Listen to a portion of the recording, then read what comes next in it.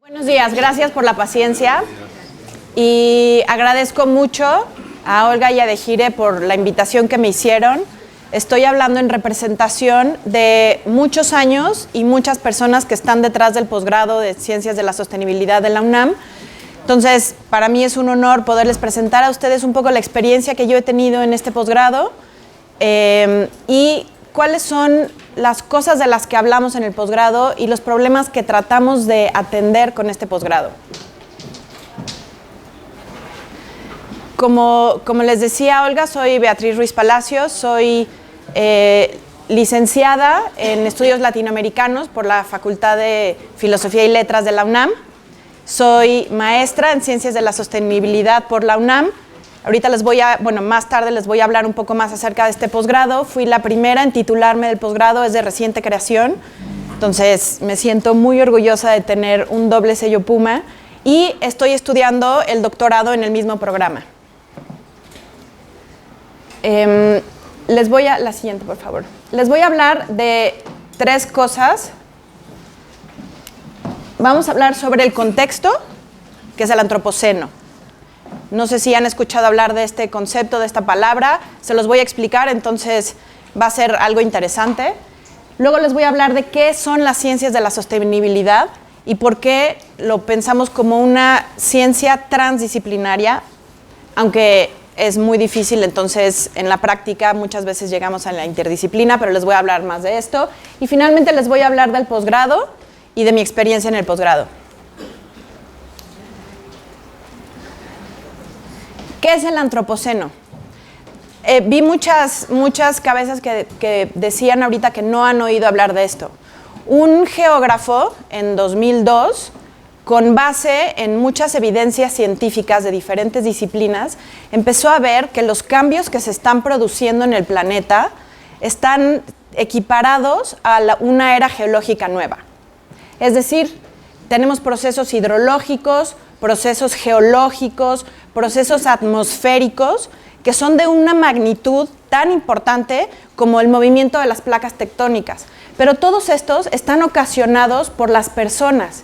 Entonces, esto significa que estamos dejando atrás el Holoceno, que es el último periodo que hemos vivido en más de 10.000 años, después de la última glaciación, y estamos entrando a esta era dominada por humanos, transformada por humanos. Pueden ver esto, se me fue un punto, pero esta es la página de internet que tiene un montón de información acerca de esto, es antropocene.info. No importa, se las puedo volver a repetir más adelante. Si quieren pasamos a la siguiente. ¿Cómo se ve el antropoceno? Una de las cosas que él vio, que la población mundial, nada más en los últimos 100 años, ha aumentado 4 veces. La población urbana mundial ha aumentado 13 veces. ¿Se imaginan que esta foto que se ve atrás ahora es el panorama general del mundo? El uso de energía ha aumentado 16 veces. Las emisiones de dióxido de carbono han aumentado 17 veces. Todo esto en el último siglo. El antropoceno inició más o menos hace 300 años, cuando fue la primera revolución industrial. En 1784, creo, se inventó la máquina de vapor. Entonces, los adelantos científicos y tecnológicos empezaron a hacer cambios radicales en cómo podemos vivir en el mundo. Cada vez menos enfermedades, cada vez más alimentación a la gente, resulta que podemos transportarnos de un lugar a otro en el mundo. Pero también implica disminuciones importantes. En el 2002, él vio que había disminuido la superficie de bosques en 20%. La población de la ballena azul, una sola especie, había disminuido en 99%. Se equipara a la desaparición de especies ocasionadas por las actividades humanas a una extinción masiva. Dicen que es el 6º episodio de extinción que estamos provocando en el Antropoceno. La siguiente, por favor. ¿Cómo se ve esto? Estamos llenos de cifras, ¿no? Estamos llenos de frases muy alarmantes. El cambio climático, la extinción de las especies. Pero ¿cómo podemos visualizarlo de una manera un poquito más separada para entender de qué se trata? Tenemos un mundo que está hiperconectado. Tenemos un intercambio de ideas, tenemos intercambio a través de las rutas marítimas, a través de las rutas terrestres, a través de las rutas aéreas. Tenemos intercambio de energía, intercambio de personas, intercambio de ideas, intercambio de chocolates, agua, ropa que viene de China. Tenemos muchísimas cosas que están moviéndose en el mundo. ¿Qué se necesita para que todas estas cosas que necesitamos o que creemos necesitar puedan llegar aquí? Necesitamos mucha energía que las puedan transportar. Necesitamos esos grandes buques transatlánticos que puedan llevar toda esta mercancía de un lado a otro. ¿Quién elabora estos buques? ¿Quién diseña cuáles son las rutas marítimas que no van a colisionar unos entre otros y que puedan llegar a todos estos destinos? Apenas se alcanzan a ver los puntitos amarillos, pero se ven cada vez más cerca. Estas son las áreas urbanas. ¿Se acuerdan que les decía que en el último siglo han aumentado 13 veces las áreas urbanas? Pues ahora resulta que las que están en mayor crecimiento son las zonas del sur global, es decir, África y Asia y Pacífico, de este lado de acá. Y, por supuesto, América Latina. Eso significa que la población que habita en zonas urbanas y que ya no vive en zonas rurales es cada vez más. Pero ¿cómo podemos entender qué es una zona urbana o qué es una zona rural cuando tenemos, por ejemplo, la metrópolis? La zona urbana metropolitana de la Ciudad de México es una conexión entre el Estado de México, el Estado de Hidalgo, cada vez más el Estado de Morelos y el Distrito Federal. Entonces no podemos pensar nada más en una ciudad. Por eso se ven grandes aglomeraciones continuas de puntitos amarillos que son zonas urbanas. ¿Cómo podemos llevar todas estas productos, estas ideas, estas personas de un lugar a otro? ¿Cómo podemos pensar en que tenemos una producción cada vez mayor y una diversidad cada vez mayor? Además de esto, la contraparte, siempre hay una contraparte, tenemos una generación de residuos cada vez mayor. Justo ayer estaba en una plática de los residuos espaciales. ¿Saben más o menos cuántos residuos espaciales hay registrados? Más de 18,000. Desde unos chips de pintura, tornillos o naves que ya no pueden funcionar y que están esperando regresar a la Tierra en algún momento. Pero ¿saben cuántos son los que no están registrados? Más de 700,000 objetos espaciales que están circulando en diferentes órbitas alrededor del planeta Tierra.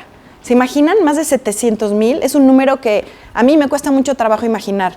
Nos enseñaron un diagrama del planeta lleno de puntitos. Pues esos puntitos son para ponerte la piel chinita. Es impresionante. La siguiente, por favor.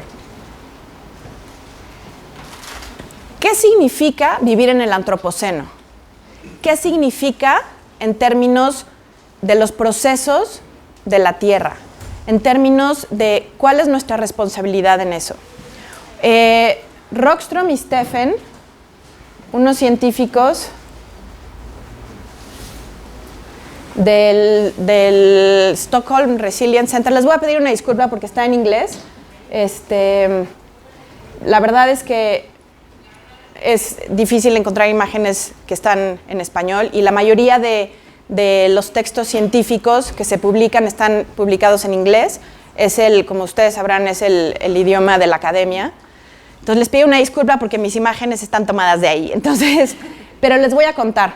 Estos científicos, Rockström y Steffen, empezaron a ver que los procesos de cambio que estamos ocasionando por todos estos movimientos en la Tierra están superando los límites seguros dentro de los cuales podemos operar. Es decir, el cambio climático todos están familiarizados con el tema. Sabemos y sentimos todos los días que se está calentando la Tierra, escuchamos que se están derritiendo los polos, pero ¿qué significa para la Tierra? Y les voy a contar una cosa, existen otros 8, en total son 9 procesos que ellos identificaron, que son dentro de los cuales nosotros podemos operar de forma segura, a pesar de que ya estamos en este proceso del antropoceno, pero dentro de los cuales no va a haber cambios tan radicales que no podamos regresar a un funcionamiento como lo conocemos. Esto significa, tenemos los que están marcados en rojo, que los flujos bioquímicos de los ciclos de fósforo y nitrógeno ya están superados. Mucho viene por la agricultura. El uso de agua dulce, estamos todavía dentro de los límites seguros, pero esto fue publicado en el 2009. Hay que ver cuáles son las cifras actuales. El grado de aceleración de los procesos asociados a la urbanización, a la industrialización, a todos los cambios que estamos viviendo en esta era de la modernidad, nos están acelerando los procesos de cambio. Entonces, el calentamiento global, la integridad biosférica, el cambio del sistema de suelos, el agua dulce, los flujos químicos, la acidificación oceánica, los aerosoles en la atmósfera, el ozono estratosférico y nuevas entidades, todos esos están en continuo cambio y están en aceleración. La siguiente, por favor. Las ciencias de la sostenibilidad surge como una nueva disciplina, es un nuevo campo de conocimiento que trata de abordar todos estos retos de manera integral. Nosotros pensamos que los ingenieros están preocupados por construir un puente que nos pueda conectar con la ladera que está del otro lado. Nosotros pensamos en que necesitamos ingenieros y arquitectos capaces de construir un edificio que resista un sismo como el que acabamos de vivir. Pensamos en que tiene que haber un médico que nos pueda mantener sanos. Pensamos en que tiene que haber agricultores, ingenieros agrícolas, que puedan mantener la suficiencia alimentaria de una población cada vez mayor en el mundo. Las ciencias de la sostenibilidad lo que hace es que busca integrar todos estos conocimientos que se generan en cada una de las disciplinas para poder abordar el problema de manera holística. Es decir, vemos al planeta en su totalidad y entendemos que los problemas están asociados unos a otros. Entendemos que si tenemos el cambio climático no es nada más porque estamos usando mucho el coche. El problema del cambio climático está asociado a las fuentes de energía que utilizamos para producir los bienes que consumimos, para transportarnos, para podernos comunicar en una conferencia como la de ahora con personas que están a varios kilómetros de distancia. Entonces, es una ciencia transdisciplinaria que está orientada a generar soluciones para abordar problemas urgentes. Así como la arquitectura quiere tener al final un edificio que podamos ocupar, que sea habitable, que sea bonito, que sea funcional, las ciencias de la sostenibilidad requiere la generación de soluciones específicas que sean viables, es decir, que nos puedan ayudar a resolver los problemas, a enfrentar todos los retos distintos que tenemos en este mundo para poder abordar los problemas que son más urgentes. ¿Cómo podemos definir qué es un problema urgente? Cuando en el mundo que les enseñé con los límites planetarios, pues resulta que tenemos calentamiento global, al mismo tiempo que está ocurriendo la acidificación de los océanos, al mismo tiempo que estamos empezando a tener problemas de agua en el mundo. ¿Han escuchado, me imagino, las guerras del agua? Pues hay personas que tienen que recorrer muchos kilómetros para poder tener agua fresca. Para nosotros que vivimos en las ciudades, en el mejor de los casos, abrimos el grifo y tenemos agua corriente. cada vez más y en más colonias de esta ciudad hay agua por tandeo, es decir, no es un recurso continuo, a pesar de que está protegido por los derechos humanos y a pesar de que se supone que tenemos que tener acceso a él de calidad, de cantidad y de acuerdo a las necesidades que tenemos, pues no es así, porque el agua no es un recurso infinito. Entonces, lo que se trata de hacer con las ciencias de la sostenibilidad es ver de manera integral estos problemas urgentes que vamos teniendo y poder ofrecer alguna alternativa para poderlos enfrentar. ¿Qué estudia? Las interacciones entre la sociedad y la naturaleza. En las ciencias de la sostenibilidad estamos seguros que no es nada más un asunto de la sociedad y por lo tanto tenemos que tratar de que se reduzca el crecimiento poblacional. O no es un asunto nada más de política pública. Entonces, se tiene que seguir regulando y haciendo programas para que se puedan abordar los problemas, por ejemplo, de acceso al agua. O es un asunto de degradación ambiental, entonces vamos a hacer una reforestación masiva para poder volver a tener los bosques que estamos perdiendo. No. Lo que entendemos es que todos estos problemas son un reflejo de las interacciones de nosotros en el mundo. Nosotros, cada uno de ustedes, sus hijos, sus hermanos, sus padres y sus abuelos, todos hemos tenido una huella en este planeta. Y es una huella que estamos pasándole a otras personas sin saberlo. Entonces, para poder entender de qué se trata, hay que entender cómo son estas interacciones entre la sociedad y la naturaleza. Hay algunas palabras que están de moda, como por ejemplo adaptabilidad o adaptación, resiliencia, vulnerabilidad y algo que es un poco más reciente es transformación. Lo que busca las ciencias de la sostenibilidad es justamente tratar de que en lugar de que sigamos una trayectoria de degradación, que empecemos a navegar trayectorias donde seamos más resilientes. ¿Alguien ha escuchado esa palabra? Bueno, recapitulando un poco, la resiliencia es la capacidad que tenemos para poder soportar cambios fuertes, como por ejemplo un sismo, y regresar a una situación de normalidad. Entonces, una situación de normalidad no siempre es sustentable. No siempre implica una interacción con las demás personas y con el entorno que permita la continuidad de la vida en el planeta. Entonces, lo que significa las ciencias de la sostenibilidad es que tenemos que seguir principios normativos que nos guíen en este transcurso hacia soluciones que sean de beneficio para todos. Es decir, queremos, les voy a leer la definición de sostenibilidad, satisfacer las necesidades de generaciones presentes y futuras mientras se reduce sustancialmente la pobreza y se conservan los sistemas de soporte de vida del planeta. Quizás no es la definición que han escuchado más comúnmente.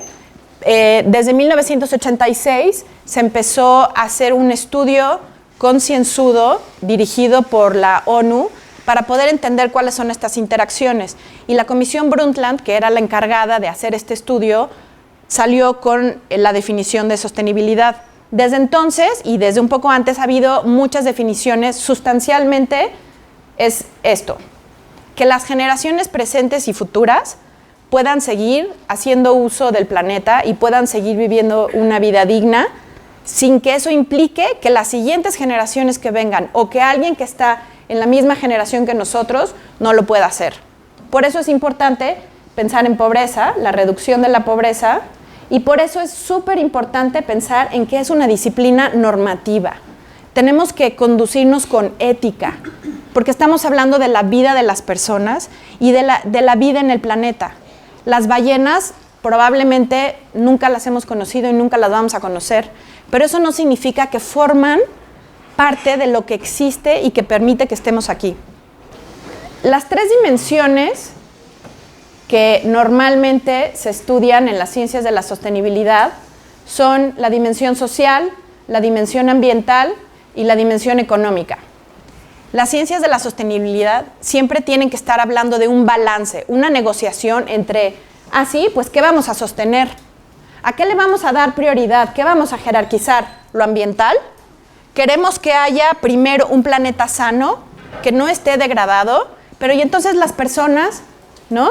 Ya no se van a poder desarrollar, no vamos a poder utilizar, no sé, un teléfono celular, no vamos a poder visitar a nuestra abuela que vive en China, o le vamos a dar prioridad a la dimensión social, que haya una gobernanza inter e intrageneracional, es decir, que podamos vivir con dignidad, que podamos vivir en un ambiente equitativo.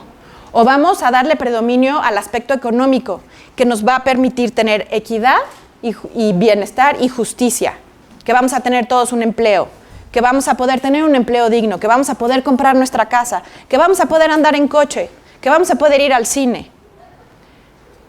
¿De qué tiempo estamos hablando? ¿Lo vamos a hacer en el corto plazo, en el mediano plazo, en el largo plazo?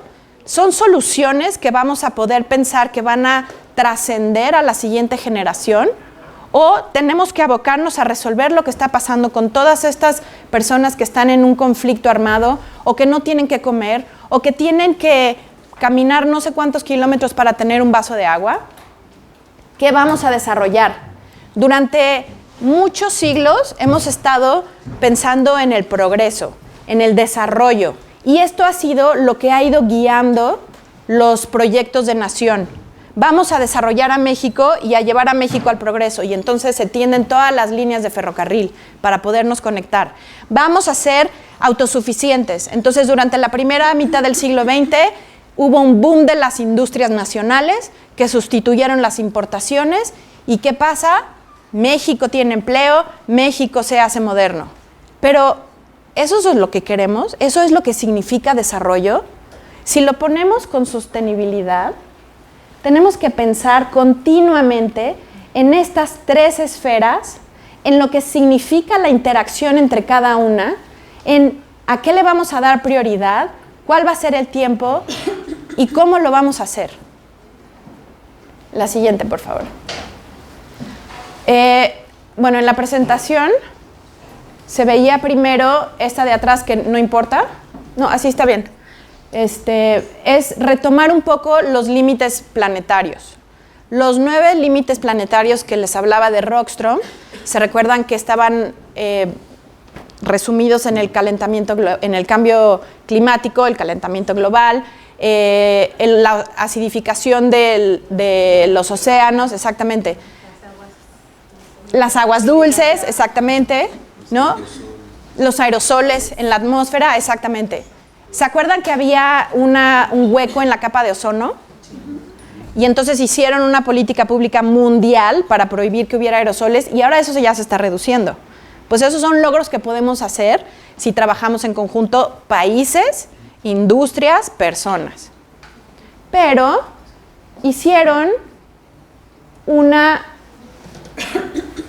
repensaron muy bien una mujer que se llama Kate Raworth, es una economista de Inglaterra, que dijo, a ver, la sostenibilidad nos está dando una guía, ¿no? Y uno de los principios es que pueda haber una vida con justicia y equidad para todos.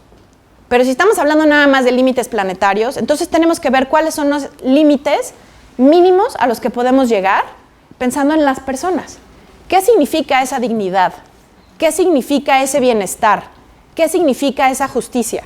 Entonces, dice, bueno, pues tenemos que hablar de agua, acceso al agua, derechos humanos al agua.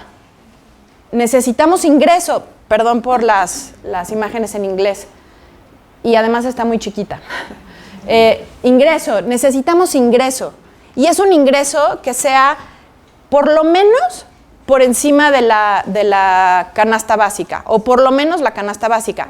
Claro, exactamente, efectivamente, todos estamos de acuerdo en que eso no es suficiente, que la canasta básica también es un asunto muy subjetivo que nos va a dar lo que necesitamos, lo mínimamente necesario. Pero bueno, esa es una de las cosas que tenemos que tomar en cuenta, y por eso es que son procesos que siempre están en discusión. La educación, la resiliencia, que la gente tenga voz y voto.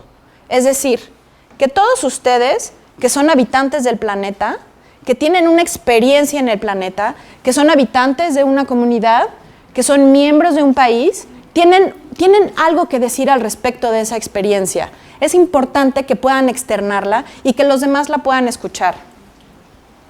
Que haya trabajo, cómo queremos que sea ese trabajo, qué hay con la energía, que haya energía para todos, porque queremos poder refrigerar nuestros alimentos, queremos poder ver la televisión, queremos podernos comunicar con gente que está lejos, que haya equidad social, que haya equidad de género, que haya salud y que haya seguridad alimentaria. Entonces, ahora sí la otra imagen, por favor. Lo que ella dijo fue, pues tenemos que tener unos límites sociales mínimos, que entre los límites planetarios y los límites sociales vamos a tener este espacio seguro en el que vamos a poder funcionar como humanidad. Pero no es una línea directa, sino que son formas que tenemos que ir encontrando para poder navegar dentro de estos límites planetarios y sociales por un espacio justo. Son alternativas que tenemos que ir construyendo sobre la marcha, porque no es que exista una respuesta para siempre y ya. Llegamos a la sostenibilidad, ya somos un país sostenible. ¿Qué es eso? ¿Qué significa la sostenibilidad? Siempre resulta que cuando producimos alimento para todos, pues ya estamos generando un problema de degradación de suelos, estamos generando un problema de agotamiento del recurso hídrico, estamos generando problemas nuevos que no habíamos contemplado cuando estamos tratando de resolver uno de los problemas urgentes. Entonces, ¿qué hacemos? Tenemos que regresarnos tantito y ver cómo vamos a resolver esos nuevos problemas. Por eso es que, en lugar de pensar en una dirección fija y rígida, tenemos que pensar en estas formas de navegar hacia la sostenibilidad. Hay varias formas de construir el conocimiento para poder navegar esas formas. Quiero que se concentren primero en este diagrama.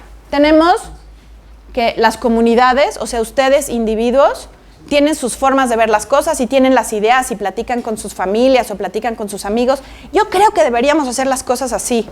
Pero por otro lado está la academia y los expertos y dicen, no, nosotros creemos que tiene que ser así. Y nunca nos logramos poner de acuerdo. Existe otro modelo en el que los investigadores hacen su investigación lejos de la gente y solamente al final presentan los resultados. Existe otro modelo en el que dicen así, primero les vamos a hacer una consulta y a ver qué es lo que quieren, van, hacen su investigación, regresan y la presentan y ya. Existe otro modelo en el que al inicio y al final hay una consulta y una entrega de resultados. Pero hay otra, y esta es la transdisciplina, en la que continuamente hay una interacción. ¿Qué significa?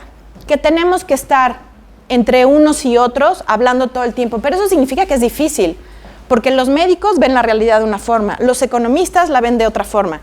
Cada campo de conocimiento tiene formas distintas de ver los problemas, de ver la realidad, de enfrentarlos, de proponer soluciones. ¿Cómo podemos tratar de navegar con todos estos diferentes conocimientos? Entonces, y además tenemos el problema de que normalmente las trayectorias académicas premian la disciplina, ¿no?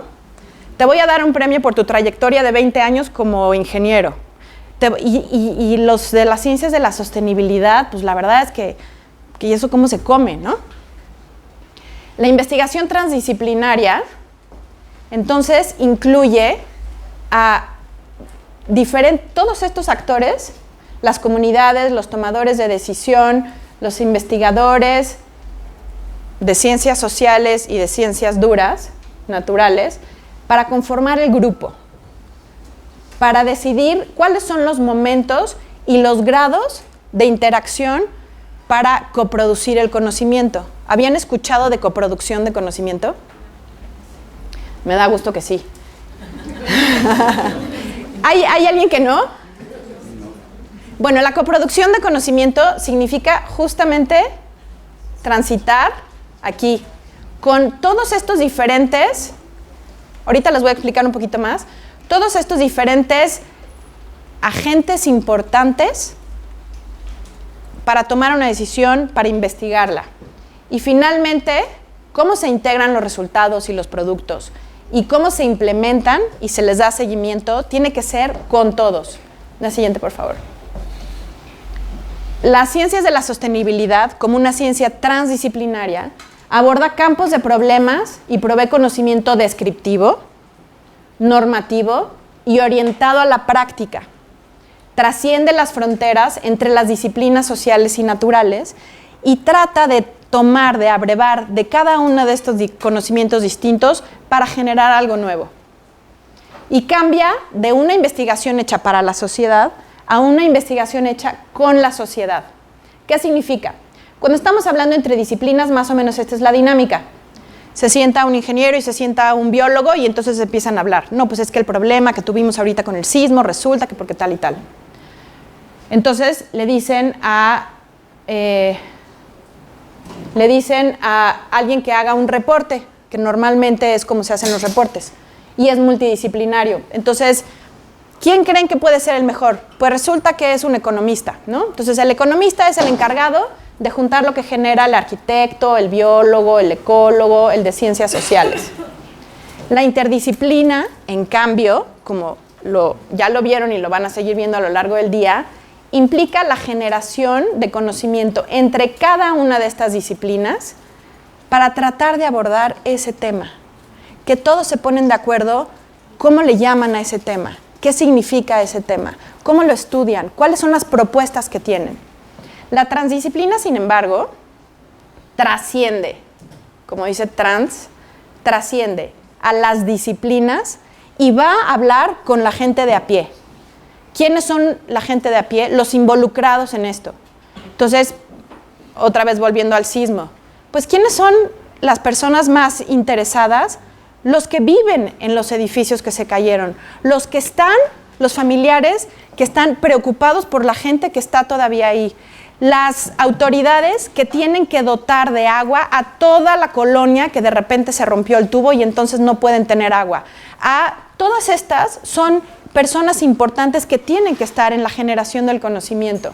Entonces, nos basamos en las ciencias naturales, que son cuantitativas, que son análisis expertos, y vamos mezclándolo con las ciencias sociales, que es más cualitativa, que es interpretativa. La siguiente, por favor.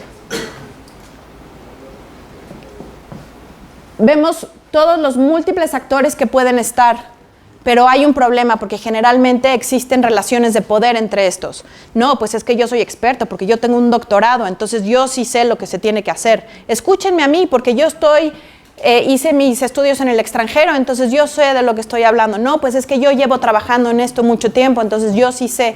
¿Cómo le hacemos para superar todas estas relaciones de poder que existen cuando resulta que el indígena hubo un derrame del río Sonora, no sé si se acuerdan, en el 2015, y dicen los indígenas, pero yo vivo aquí, ¿ustedes qué saben? Yo sí sé qué es lo que ya no puedo hacer, yo sí sé qué es lo que cambió.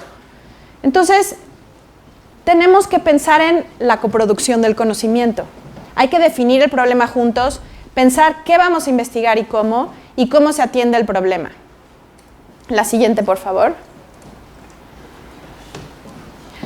Este es un diagrama que me gusta mucho, que justamente habla de esto. Aquí tenemos el conocimiento tradicional, las prácticas tradicionales, tenemos el conocimiento indígena, tenemos el conocimiento local, que no es necesariamente indígena, pero son todas estas personas que han generado conocimiento durante mucho tiempo, por ejemplo, las poblaciones de artesanos o los campesinos. ¿Quién hizo la milpa? ¿No? Los campesinos en México llevan produciendo con la milpa durante no sé cuántos siglos. Y entonces, de este lado, tenemos a las disciplinas, las ciencias sociales, las ciencias naturales, y se juntan. Y lo que dice la coproducción del conocimiento es que el conocimiento nunca se construye de manera aislada y por expertos. Entonces hay una integración de conocimiento. Se fertilizan unos a otros con la fertilización cruzada que permite que al final del día sepamos más y entendemos más el problema que estamos viendo. Y finalmente logramos tener una idea enriquecida.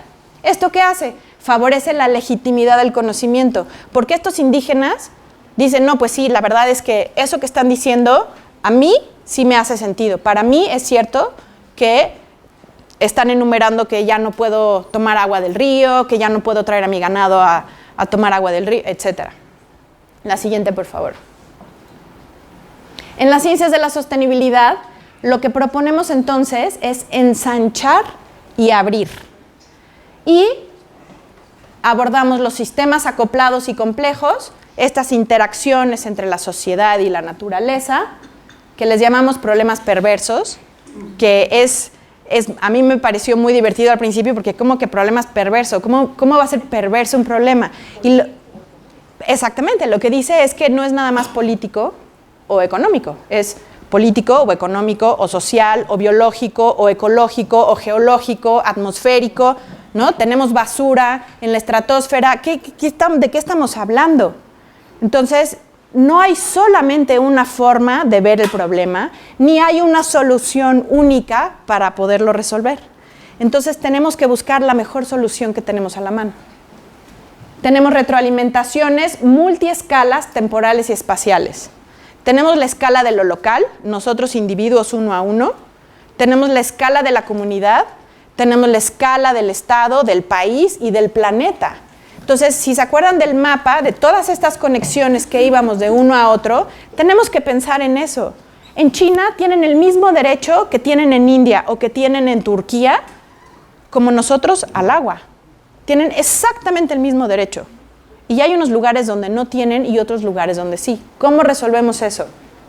¿Por qué estamos hablando de multiescalas temporales? Porque nosotros estamos viviendo los problemas ocasionados desde hace más de 300 años. ¿Han escuchado hablar del tiempo de descomposición de los plásticos? Pues dicen que el plástico se tarda como 500 años, ¿no?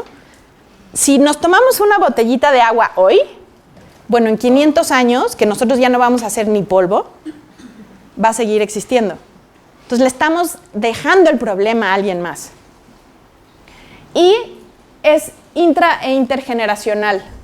Entonces tenemos que siempre tratar de ir dialogando entre los expertos y los niveles analíticos con metodologías participativas y de deliberación, porque es muy importante lo que cada uno tiene en la cabeza para poder ensanchar y abrir el conocimiento.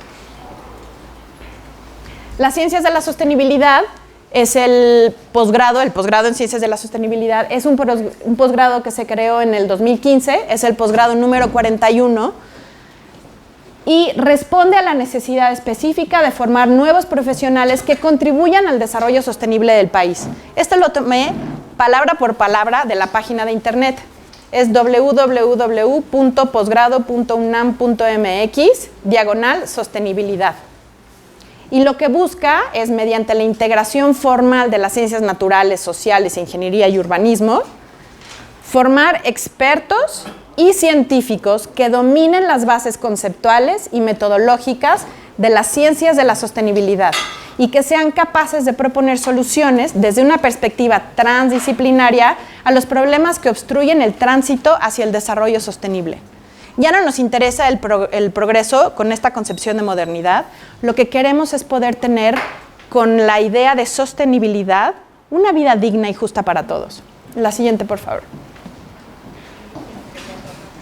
El posgrado está constituido por una maestría profesionalizante que tiene 6 líneas de conocimiento y un doctorado en investigación con 7 líneas de investigación. ¿Qué significa una maestría profesionalizante? Que salimos y vamos a poder resolver problemas así. Un ejemplo, ¿han visto que sobre el viaducto Río Piedad se hizo ahora un camino? Bueno, en ese participaron personas que estuvieron conmigo en el posgrado. ¿Qué están viendo esas personas? Están viendo que tiene que haber tránsito de personas, tránsito de coches y camiones. Necesitamos que haya captación de agua y filtración de agua. Los invito a que pasen un día, desde el inicio hasta el final del recorrido, para ver dónde están todas estas bombas de captura de agua del subsuelo y luego cómo va haciéndose la filtración por unos canalitos muy angostitos que tiene plantitas a lo largo de todo el trayecto. Bueno, cada una de esas plantas, sabemos por la biología, cuál es la función que cumplen para tratar el agua y poderla purificar.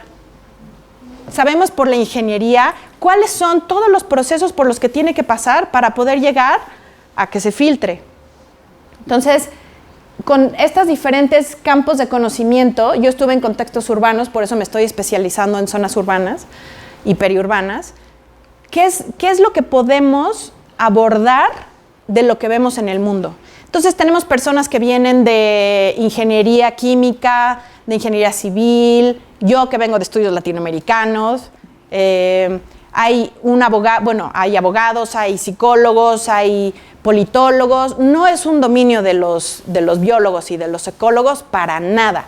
Es una ciencia que trata de integrar a todos estos que van a empezar a tomar una decisión de qué carrera quieren estudiar, para todo lo que aprendieron durante la licenciatura, dispararlo y juntarlo, integrarlo con otras disciplinas afines y poder tener alguna solución. Es un proyecto que empezó a formarse, tardó como 5 años más o menos. En el mundo no existen muchos posgrados que integren y que sean ciencias de la sostenibilidad. Entonces México se puede considerar uno de los pioneros en el mundo. Y después de varios años se involucraron 11 entidades que participan, 11 entidades de la UNAM. Recientemente se unió la Facultad de Arquitectura. Entonces tenemos la Facultad de Arquitectura, la Facultad de Ciencias, la Escuela Nacional de Estudios Superiores, Unidad León, el Instituto de Ecología, el Instituto de Biología, el Instituto de Ingeniería. Hay algunas que suenan como muy lógicas que estén participando en esto, y otras que sacan un poquito, ¿no?, de contexto y dicen, ¿cómo las investigaciones sociales? Pues también están ahí metidos. Hacemos investigación con la gente.